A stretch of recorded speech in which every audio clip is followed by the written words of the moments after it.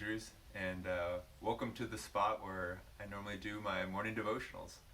I'm so thankful to be here with you this morning, and especially doing a morning moment, because these have been really helpful to me and encouraging to me, and I'm excited to do it with you today. So today I wanted to talk about something that's meaningful to me, and I'm sure an impact on your life is anxiety. As I'm sure many of you, if not everybody in the whole world right now, is feeling some sense of anxiety. And I know for me personally, it's something that I struggle with like really heartily. It's definitely a daily struggle. And just a quick story: our families were making some big decisions, some big changes that are exciting, and we feel like we've been really prayerful about it and following God's path. And then, obviously, just like so many other people around the world, this COVID-19 has thrown a wrench into things. And a few weeks ago, so much anxiety, just the weight of everything felt like it was bearing down on me. And it was a really tough week for me, as I'm sure this has been for you. And I was reading through the Bible, and I was in Psalms. And obviously, David has a lot of anguish and pain that he talks about there, and it just got me thinking about the Bible and all the stories.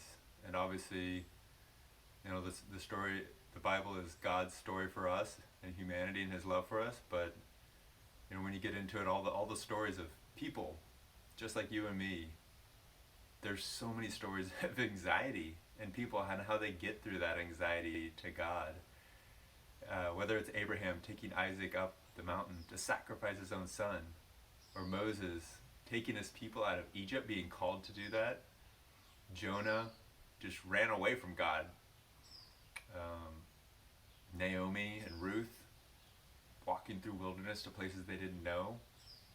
The disciples, can you imagine how they felt when Jesus died? That anxiety, their Savior, and then being called to what they were called to. And then, of course, Jesus, who really gave us permission to feel anxiety. Just, it's okay when the pain and the suffering that He felt in the Garden of Gethsemane, just the description in the Bible of that pain and God being fully human. Well, today, and then of course there's Paul, proud Paul, and that's where a verse that I found extremely helpful that I came across this week that I wanted to share with you in this time of anxiety. So it's 2 Corinthians. It's chapter 1, verses 8 through 9. I'm just going to read verse 8 first. We don't want you in the dark, friends, about how hard it was when all this came down on us in Asia province. Just like it came down on us, or things are coming down on us right now, Paul was feeling it. It was so bad that we didn't think we were going to make it. And this is the Message translation. He didn't think that they were going to make it. Proud Paul. The New International Version talks about just the great pressure that they're under, the despair of life itself. And maybe that's what you're feeling. I think sometimes I've had that feeling recently. Again, it feels like a weight that's bearing down on you. And so Paul is writing about that. Can you relate to this? But then he says, we felt like we'd been sent to death row, that it was all over for us. Continuing to describe how he felt and the despair he felt. But as it turns out, it was the best thing that could have happened.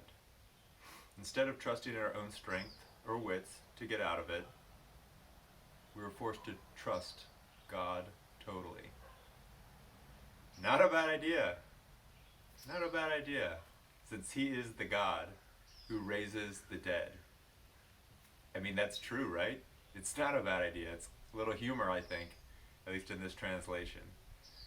So whatever you're feeling right now, maybe you can find a story, whether it's this one and what Paul writes, or another story in the Bible of anxiety and people coming through it.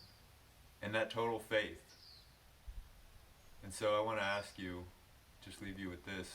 When do you find your faith being stronger in God and being strengthened in God? Is it the good times or is it the bad times? Thank you.